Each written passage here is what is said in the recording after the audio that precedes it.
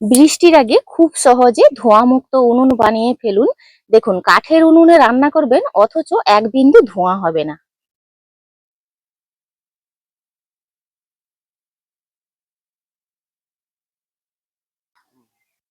নমস্কার বন্ধুরা, আমার চ্যানেলে আপনাদের সবাইকে স্বাগত। সামনে আমি উনুন তুলে নিয়েছি। আজকের আপনারা থাম্বনেলটা দেখে বুঝতেই পেরেছেন, কাঠের উনুনে রান্না করবেন অথচ ধোঁয়া মুক্ত ভাবে। চলুন আজকে এত সুন্দর উনুনটি কিভাবে বানাচ্ছি দেখে নেওয়া যাক। আপনারা চাইলে স্কেল দিয়েও একটু দাগটা করে নিতে পারেন, তবে আমি একটা লোহার রড দিয়ে এরকম একটা স্কোয়ার শেপে লাইন টেনে নিয়েছি। উনুনটা হবে আয়তকার।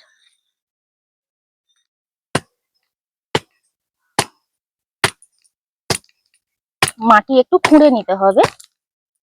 এইভাবে একটু ডিপ করে নিয়েছি, এতে করে কিন্তু উনুনের স্পেসটা থাকলে ধোঁয়াটাও একদম ভেতরে থাকবে, আর যেটুকুনো এক্সেস ধোঁয়াটা বাইরে বেরিয়ে যাবে।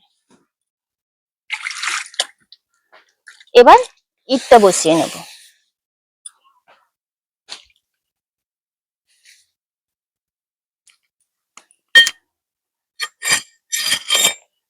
এইগুলো সাইড গুলো ইট যে বসাবো একটু খুঁড়ে দিচ্ছি, এতে করে সেট হবে সুন্দর।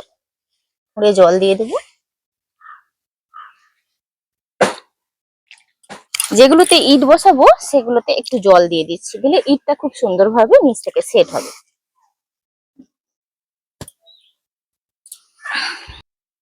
এগুলো পুরোনো ইট, উনুন বানানোর কাজে নতুন ইটের কোনো প্রয়োজন নেই। এইভাবে ইটগুলো বসিয়ে নিচ্ছি। এইভাবে করে দেখুন ইটটা আমি বসিয়ে নিয়েছি, আর নিচের দিকটায় মাটিগুলো একটু সেট করে দিচ্ছি।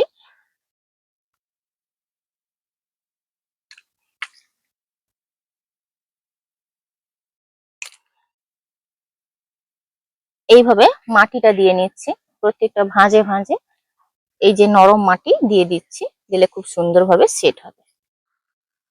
ইটের উপরেও এইভাবে মাটিটা দিয়ে দিচ্ছি, এতে করে প্রত্যেকটা ইটের সঙ্গে প্রত্যেকটা ইট খুব সুন্দরভাবে সেট হবে। আবারও ইটটা বসিয়ে নেব। দুটো পার্ট এইভাবে বসিয়ে নিয়েছি। ইট সমানভাবেই কাদা দিয়ে দিচ্ছি, আর এরকম দুটো ভাঙা ইট নিয়েছি, মধ্যিখানে দেব। একটা ভাঙা ইট বসিয়ে দিয়েছি, যেহেতু চোঙ সিস্টেম হবে, তো একটা ভাঙা ইটের উপরে আরেকটা ভাঙা ইট দিয়ে দেবো, আর এই দিকটায় গ্যাপ থাকবে। ধোঁয়াটা, এক্সেস ধোঁয়াটা এই চোঙের উপর দিয়ে উঠবে। এই যে এরকম একটা নেট নিয়েছি, বা রডও দিয়ে দিতে পারেন। এই নেটের উপরেই পাইপটা ভরে থাকবে, যাতে পরবর্তীকালে ধসে না পড়ে যায়। দুটো পার্ট দিয়ে দিয়েছি, আর একটা পার্ট দিতে লাগবে।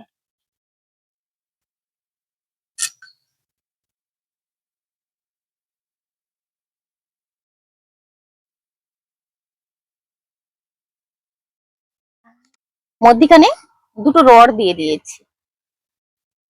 এবার এই যে একটা ভাঙা ইট নিয়েছি, ভাঙা ইটটা এইভাবে দিয়ে দেব।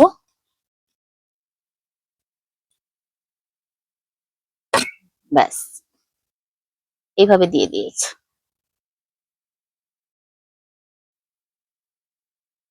এবার চতুর্দিকে উপর থেকে মাটি দিয়ে দেব।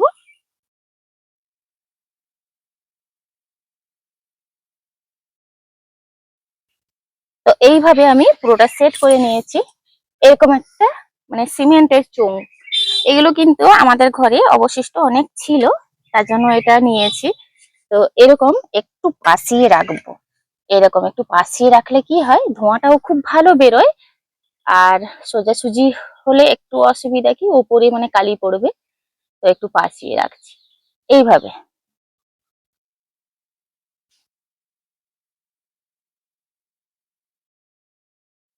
দেখুন আমি এখানে যে পাইপটার কাছে মাটি দিয়ে সেট করে নিচ্ছি। এবার শুধু মাটির কাজ।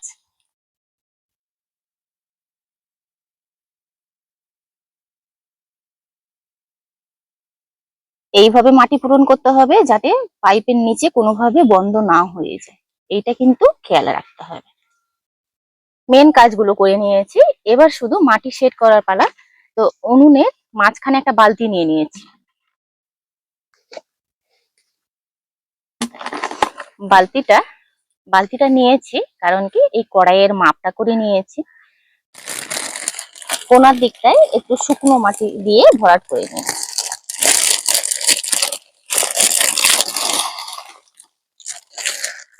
নিচের দিকটা মাটি দিয়ে এইভাবে একটু মানে সেট করে নিচ্ছি।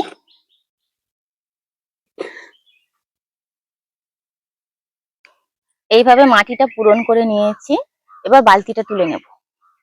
এই দিকটাই করেছি, তো এই দিকটা সব একসঙ্গে করা যাবে না।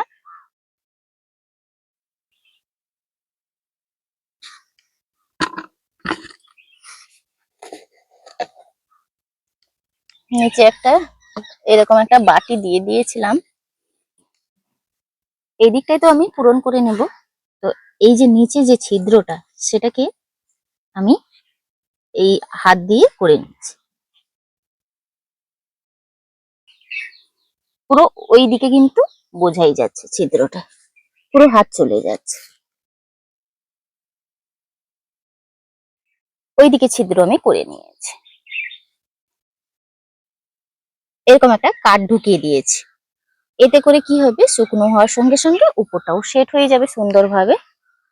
এখানে আমি একটা মানে ভরটা বহন করার জন্য একটা টালি দিয়ে দিয়েছি, এদিক দিয়ে জালটা ঢোকানো হবে। টালিটা যে দিয়েছিলাম দেখুন, এইভাবে মাটি লেপে নিয়েছি টালিটার উপরে, কিচ্ছু মনে হবে না। এটা রাউন্ড শেপ দিয়ে নেব, এখনো কিন্তু পুরোপুরি রাউন্ড হয়নি। এবার শুধু লেপালেপির কাজ, বাকি সব প্রায় মানে ম্যাক্সিমাম কাজটাই হয়ে গেছে, শুধু উপরে ফিনিশিং দেওয়ার কাজটা। ফিনিশিং দেওয়ার কাজটা করে আপনাদেরকে দেখাচ্ছি এবং জ্বালিয়েও দেখাবো যে এই উনুনটা কতটা সুন্দর হয়েছে। আমার দিকে না তাকিয়ে উনুনের দিকটা তাকিয়ে দেখবেন একটু, আমার এত পরিশ্রমের ফল কিন্তু আশা করি ভালো হবে। তো শেষ ফিনিশিংটা দিয়ে নিচ্ছি, আপনাদেরকে একটু কাছ থেকে দেখাই। এই যে দেখুন রাউন্ড শেপটা দিয়ে নিয়েছি। এবার এই নরম অবস্থায় একটা কাজ করতে হবে, কড়াই বসিয়ে একটু দেখে নিতে হবে, যেই কড়াই আমরা সাধারণত ব্যবহার করে থাকি ঠিক ওই কড়াই বসিয়ে একটু দেখে নিতে হবে। এই যে দেখুন, যাতে কোনোভাবে বাইরের দিকে তাপটা না বেরিয়ে যায়, কড়াইয়ের সাইড দিয়ে ওইভাবে একটু সেট করে নিতে হবে।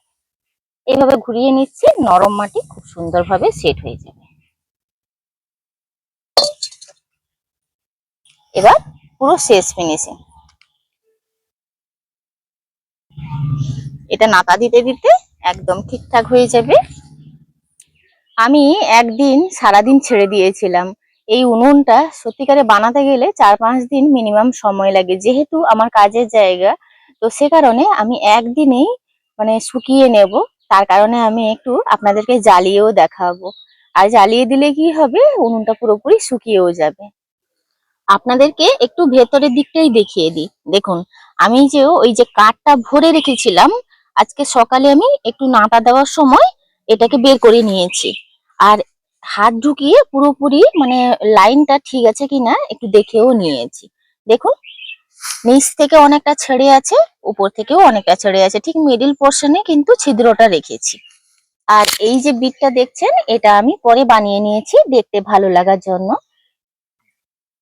এই দিক দিয়ে আমি জালটা ভরার মানে জায়গা রেখেছি।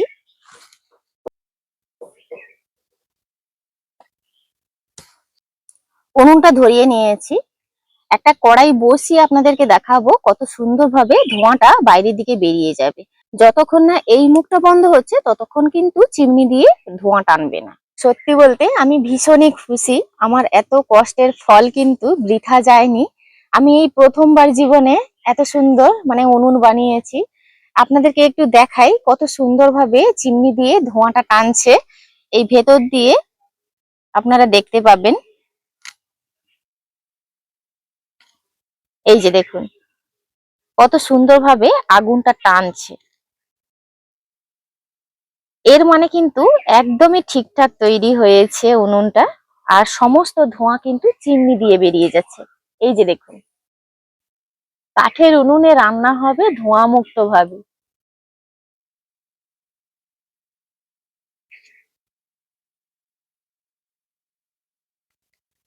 সাধারণত মানে ফাল্গুন চৈত্র মাসেই কিন্তু উনুনটা বানানো হয়। কারণ কি, এরপরেই বৃষ্টি নামে। আজকের ওয়েদারও ভীষণই মেঘলা। তো আপনারা দেখুন কত সুন্দরভাবে ধোঁয়াটা টানছে। আর দেখুন, কড়াইতে আমি জল দিয়ে দিচ্ছি। আর কড়ার চার সাইডেও কোনোভাবে ধোঁয়া বা আগুনের শিখা বেরোচ্ছে না। এবং কি, যেদিক দিয়ে জাল ঢোকানো হয়েছে সেদিক থেকেও কোনোভাবে ধোঁয়া বা আগুনটা বেরিয়ে আসছে না। কত সুন্দরভাবে চিমনিটা টানছে দেখুন।